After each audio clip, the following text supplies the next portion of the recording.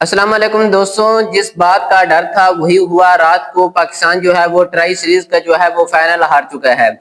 इसकी बड़ी वजह यह है कि पाकिस्तान में 4 खिलाड़ी ऐसे डाले गए हैं जिनकी परफॉर्मेंस ना होने के बराबर है, और वो सिर्फ पर्चियां ही हैं, क्योंकि काफी अरसे से उन्होंने इंटरनेशनल मैचेस नहीं खेले। आपने यकदम उन्हें उठाकर जो है वो चैंपियन ट्रॉफी की स्क्वाड में शामिल किया है और उन्हें खिलाया है, तो फिर जो परफॉर्मेंस होनी थी वो वैसे ही थी।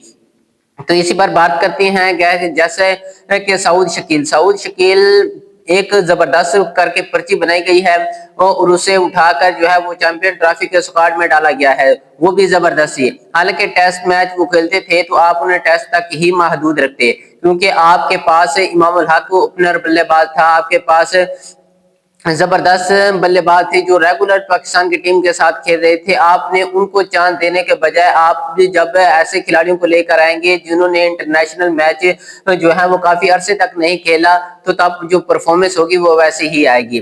तो सऊद शकील की बात करते हैं तो दोनों मैचेस में आपने उनकी परफॉर्मेंस देखी है, क्या है? बिल्कुल भी कुछ नहीं है। हालांकि उन्हें चाहिए था कि वो टीम के लिए कुछ करते, टीम के लिए एक जबरदस्त मैच खेलते, तो पाकिस्तान जो है वो एक अच्छे तरीके से मैच जीत सकता था। इसके बाद अगर बात करते हैं फहीम अशरफ की, तो फहीम अशरफ जो है वो भी काफी अरसे से इंटरनेशनल मैच जो है वो नहीं खेले, तो आपने उन्हें भी उठाकर जो है वो पाकिस्तान की टीम में सेलेक्ट किया है और उनकी परफॉर्मेंस जो देखी है वो भी। हालांकि फहीम अशरफ को रात को 2 चांस मिले हैं, 2 कैचेस उनके छोड़े हैं, लेकिन उनके बावजूद भी फहीम अशरफ जनाब कैच देकर दोबारा आउट हो गए। तीसरी मरतबा उन्होंने कैच दिया है। हालांकि फहीम अशरफ को 2 चांस मिले थे, उनका हक बनता था कि वो बल्लेबाजी इस तरह की करते, कम से कम 70 से 80 रन बनाकर जाते ताकि टीम को फायदा होता। लेकिन फहीम अशरफ साहब ने तो इन्हें खेलनी ही नहीं है, उन्होंने बस सिर्फ कैचेस ही देने हैं। तो अगर इसी तरह बात करते हैं खुशदिल शाह की, तो खुशदिल शाह की भी परफॉर्मेंस आप लोगों के सामने है। 2 मैचेस में वो लगातार खेला है। जब आप बीपीएल की परफॉर्मेंस पर आप इंटरनेशनल खेल मैचेस में उन्हें डालेंगे, और हालांकि अगर बीपीएल में देखें तो वहां पर खुशदिल शाह ने छक्के मार मार के बॉलरों का बुरा हाल बना दिया था। इस तरह की बल्लेबाजी की थी कि लोग कहते थे कि इस जैसा बैट्समैन नहीं है।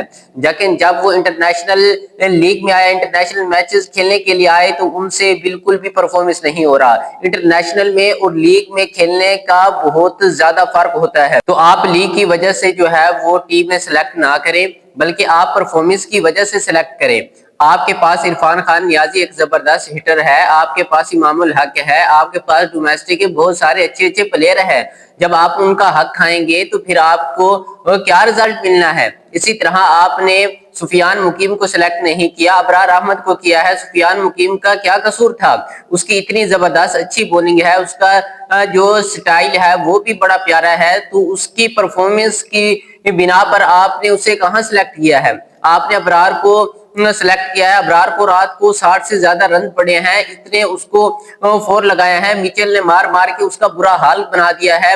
उसको बाल फिर भी समझ नहीं आ रही मैंने बाल कहां पे फेंकना है। वो स्वीप शॉट मार रहा है, फिर अबरार उसको बैट के नीचे दे रहा है, तो वो सुकून से अपना 4 लगा रहा है। और पाकिस्तान ने उन्होंने जो एक स्पिनर था उसने 3-4 विकेट उड़ा दी पाकिस्तान की। तो आपने जब सुफियान मुकीम को बाहर बिठाएंगे, अबरार को खिलाएंगे, तो फिर आपकी टीम जो है वो कैसे मैच जीतेगी? तो आपका हक बनता है कि जो खिलाड़ी जिस खिलाड़ी की जगह बनती है आप उसे टीम में लेकर आते। आकिब जावेद जो है वो सियासत के आगे घुटने टेक चुके हैं। हालांकि आकिब जावेद कहता था कि मैं टीम में मेरिट पर सेलेक्ट करूंगा, लेकिन अब कहां गया मेरिट वो वाला जो हमें देखने को आपका मेरिट नहीं मिल रहा। तो आकिब जावेद आपने पाकिस्तान टीम के साथ अच्छा नहीं किया, तो पाकिस्तान के चीफ सेलेक्टर को भी सोचना चाहिए कि आपने कैसी टीम सेलेक्ट की है।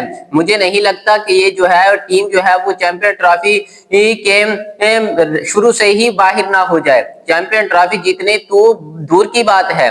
तो उम्मीद करते हैं कि पाकिस्तान की टीम जो है वो अच्छा करे।